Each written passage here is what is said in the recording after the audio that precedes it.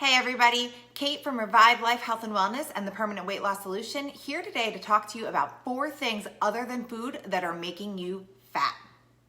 All right, so number 1 is poor quality sleep. Listen, I understand that sleep takes a backseat to the rest of our lives for a lot of us, and it happens to me too. But if you're looking to lose weight or to have better health in general, sleep needs to become a priority. Sleep has a direct impact on 2 important hormones for weight loss. Those hormones are called ghrelin and leptin. Let's start with ghrelin. Ghrelin is your body's hunger hormone. When you are sleep deprived and not sleeping enough, your ghrelin levels actually go up. And this is a problem because ghrelin is going to tell your body and signal that you're actually hungry when you're not. And it's also going to promote more fat storage. Now, leptin, on the other hand, is your hormone that is going to signal to your brain that you're feeling full.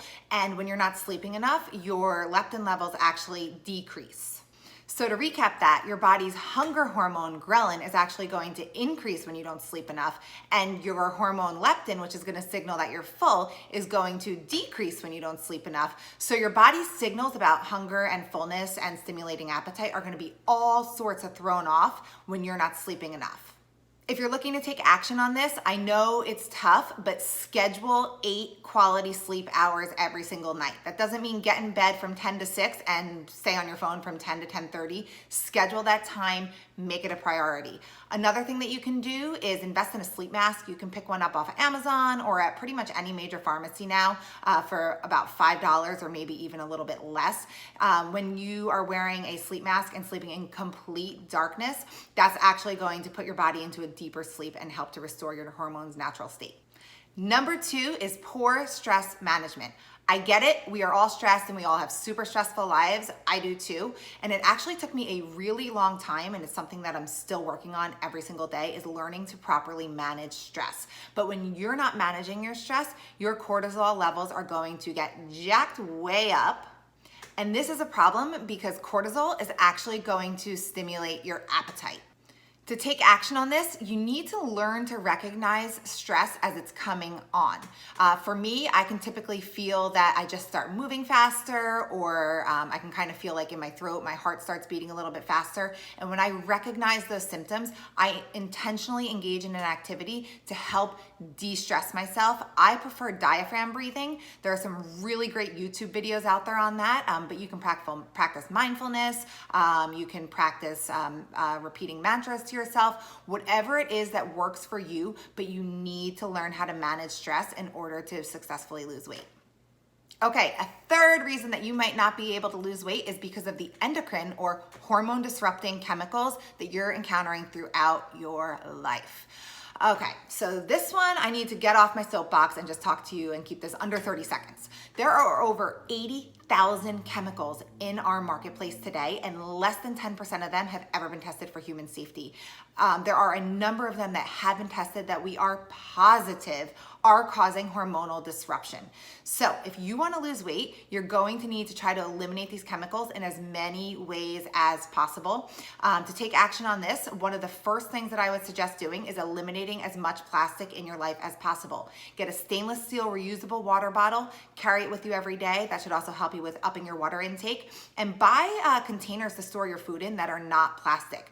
I know it's expensive sometimes to go out and invest in like all new glass Pyrex, but just buy 1 or 2 functional pieces that you can carry your lunch with you to and from work and store some leftovers in, and that's going to be a great way to get you started.